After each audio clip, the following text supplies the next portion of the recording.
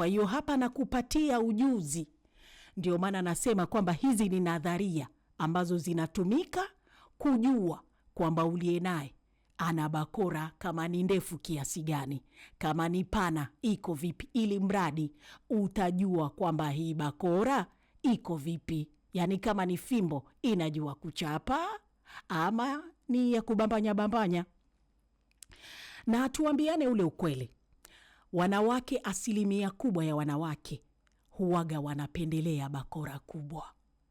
Kwa sababu hizi bakora kubwa wenyewe wanasema ndivyo zinazojua kuchapa zaidi. Bakora kubwa ndizo zinazojua kumtandika vizuri mtoto wa kike. Kwa hiyo natumai kwamba msikilizaji, baada ya kukupatia hizi nadharia, hakutakuwa na zile matukio ya kwamba mtoto wa kike anapoolewa akiingia ndani ya nyumba mara wasikia analalamika kwamba mimi niliyepata siwezi, ana fimbo kubwa, ana bakora nene, siwezi. Baada ya kukupatia hizi nadharia, utakuwa unazitumia ili kujua uepuke visa kama hivyo vya kwamba umeolewa ndo umeingia kwenye ndoa, siku 2 na kipande ushaanza kulalamika. Jamani, mimi mambo magumu haya siyawezi, mzigo mkubwa huu siuwezi. Hatutaki aibu kama mashangazi. Aibu ndogo ndogo hizo kama makungwi hatuzitaki. Sasa wewe kama mtoto wa kike, nadharia ambazo utakuwa unazitumia ndo hizi hapa kama zinazofuatia. Utajuaje kwamba uliye naye bakora ini ile size ambayo unataka, ama kama ni kubwa kiasi gani utajuaje? Jambo la kwanza ama kitu cha kwanza, kama mwanamume amejaliwa bakora, mashallah, Mwenyezi Mungu kampa mzigo, maana kuna wengine wamepewa si vya kuongezwa, necha yao. Ukitaka kujua huyu mtu uliye naye kabarikiwa kiasi gani, angalia tu kwa macho, kwa kumtazama ile nguo aliyovaa. Kama kasimama, yani wakati tu labda pengine mwatembea ama amesimama, wewe kuwa macho yako umeyaweka pale, unatazama, kwa sababu aliyebarikiwa. Mwanzo hawa wanaume wa siku hizi wanavaa vibana pua. Mtu amevaa trouser ama suruali imekwenda imembana. Sasa pale wakati mzuri wa kujua kwa kumtazama tu kwa macho.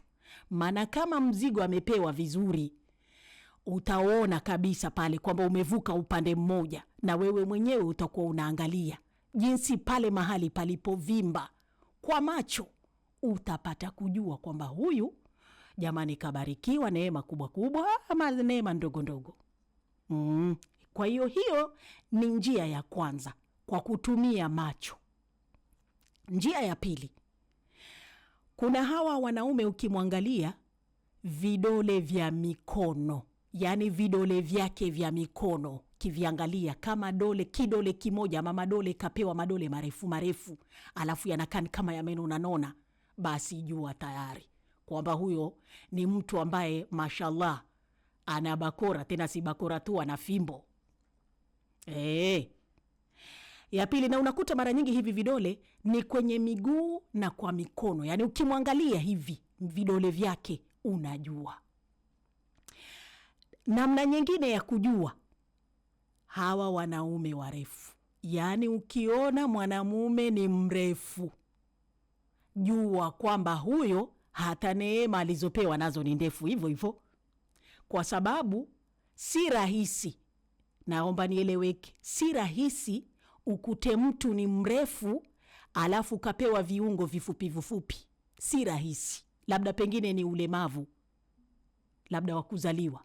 Lakini mara nyingi ukimuona mwanamume ni mrefu, mashallah, height anayo, ile wanasema ni American height, basi jua kwamba huyo ndugu yangu ana bakora, si mtezo.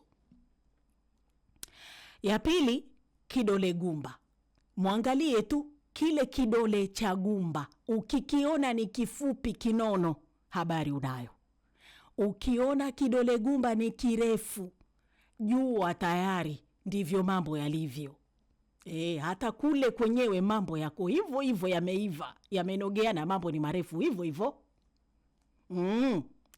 Na pia kuna wale wanaume ambao unamkuta ni mwanamume ana matege. Yaani hawa ndugu yangu, ogopa.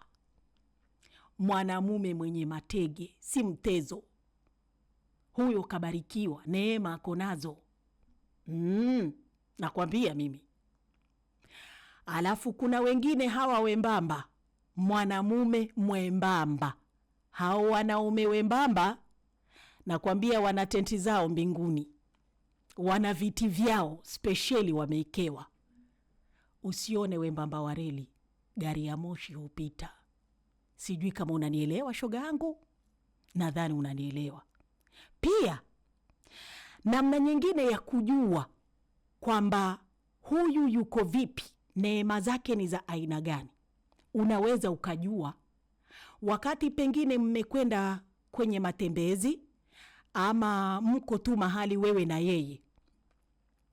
Hamjafika kwamba mnafanya tendo, hapana. Labda pengine tu mko katika ile hali ya kuandaana ama kupeana raha, tomba sana hapa na pale. Jamani, hata wewe Mwenyezi Mungu amekupa mkono, tumia mkono, teremsha, naenda katizame, naenda kaguse pale, lazima utajua kwamba hii ni ile size ninayotaka ama hii itanipeleka mbio hii. Haya, kama mkono hutautumia, tumia goti mwenzangu.